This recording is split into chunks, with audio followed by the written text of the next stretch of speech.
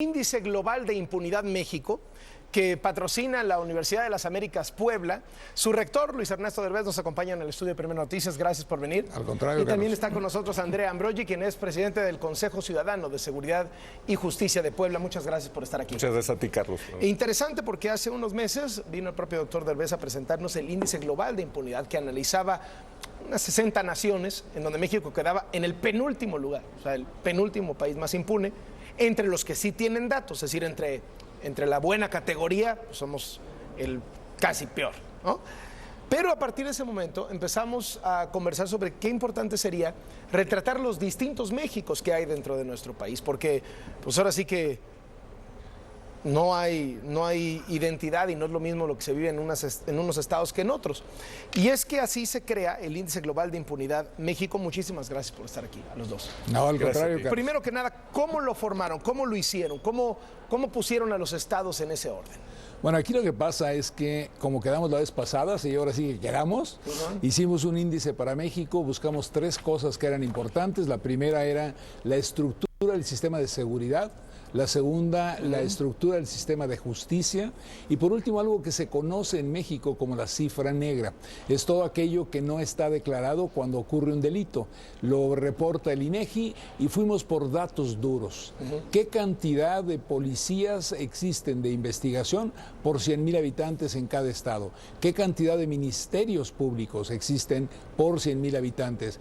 ¿Qué cantidad de delitos se están declarando por 100,000 habitantes? Y fuimos realmente creando toda una estructura tripartita en donde analizamos la estructura del sistema cuantitativamente y por otro lado lo que era la estructura del sistema de justicia y de seguridad. Y esto es impresionante, cuando empiezas a agarrar esto, hacías hace un momento el comentario tú, de que está México entre los 59 naciones en el lugar 58. Bueno, pues aquí está por qué. Porque aquí lo que vemos es que 25 estados de la República Mexicana están agrupados entre el nivel más alto de impunidad que se puede tener, punto, no importa en qué parte del mundo. Y esto quiere decir que de 32 estados, ahora que la Ciudad de México ya es un estado, tenemos 25 de ellos en un grado de impunidad que supera los 66 puntos. El peor es 100 y están todos entre 66 y 76 puntos. Entonces realmente no hay distingo entre ellos. Estadísticamente es muy difícil decir este estado es mucho mejor que el otro. Todos están muy mal. Todos estos estados están ahí en ese rango, que es un rango peligroso desde el punto de vista de impunidad, porque la impunidad es lo que te conduce a la violencia, la impunidad es lo que te conduce a la corrupción, porque la gente dice, bueno, si no pasa nada, yo puedo hacer lo que quiera, claro, ¿no? Y ese es el verdadero problema. Lo que noticiosamente más me llamó la atención de todo el estudio es la lista de estados, obviamente. ¿Cuál es el peor, André? Quintana Roo. Pero bueno, realmente todos están agrupados en menos de 20 puntos, como dice el doctor Derbez. Prácticamente el 75% de los estados están en un grado de muy alta impunidad o alta impunidad. Entonces, ahí lo tenemos, por ejemplo, estamos con impunidad baja, es decir, los mejores estados en este sentido son Campeche y Nayarit. ¿Son mejores o son menos peores? Son menos peores. Campeche y Nayarit. Luego tenemos impunidad media, en donde están San Luis, el DF, Sonora, Chihuahua, Chiapas. De impunidad alta, que es donde está México, ¿no? Donde está el promedio nacional, aparecen Guanajuato, Zacatecas, Colima, Jalisco y Tlaxcala. También Hidalgo, Aguascalientes, Tabasco, Puebla, Sinaloa, Morelos. Y los muy altos, Baja California Sur, Oaxaca, Nuevo León, Querétaro, Veracruz, Yucatán y Coahuila. También Guerrero, Tamaulipas, Durango, Baja California, el Estado de México y el peor de todos es Quintana Roo, ¿no? Y uno se preguntaría, ¿cómo es posible? ¿Qué es la impunidad atípica en Michoacán? Perdón. Bueno, la situación es que Michoacán en el año 2013 fue un año muy especial. ¿Qué es cuando se basan los datos? ¿Qué es cuando se basan los datos? Y es el año de intervención del gobierno dentro de lo que es el manejo de la seguridad. Claro. Entonces nosotros consideramos que los datos que se dan, que de todos modos clasifican a Michoacán mal, no pueden ser tan representativos como los de los demás, dada la intervención en ese momento del gobierno federal.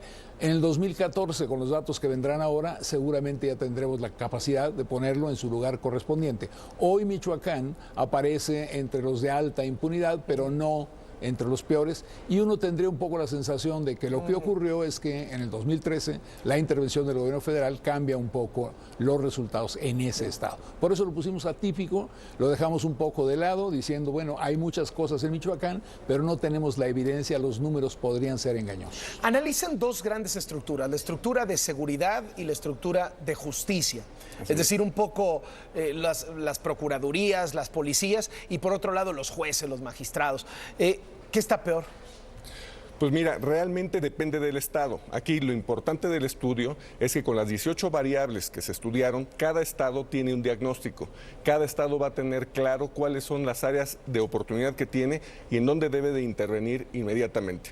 Realmente hay estados que tienen una variable en condiciones aceptables y otras en donde realmente están reprobados. Aquí lo importante es que entremos a ese estudio por estado y podamos mejorar las condiciones de justicia para todos los habitantes del país. También la parte de la cifra negra, Carlos, es fundamental. El 92.8% de los delitos no se denuncian. Y, bueno, pues ahí los ciudadanos tenemos ese trabajo por hacer, porque es la mejor manera de atacar la impunidad.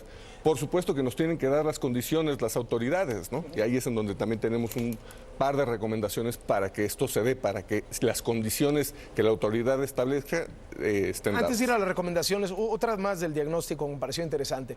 Los datos oficiales que ustedes revelan marcan que de cada 100 delitos, 4 no quedan impunes. Pero esto es sin cifra negra. Con cifra negra dicen que de cada 100 delitos, 99 sí quedan impunes, o sea, solo 1 no queda impune. Y es por una razón, ¿sí? Los ciudadanos cada vez tenemos menos y menos y menos interés en denunciar.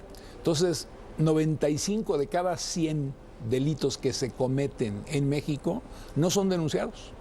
Y de lo que estás platicando son de los únicos 5 que sí se están reportando. Ahí es donde entra en acción el sistema de seguridad, ahí es donde entra en acción el sistema de justicia, y de esos el 95% prácticamente no se determina ninguna causal ni se enjuicia. Entonces, sí, hay un problemón en México, no pasa nada, ¿no? Y mientras los ciudadanos tengamos desconfianza, menos pasa.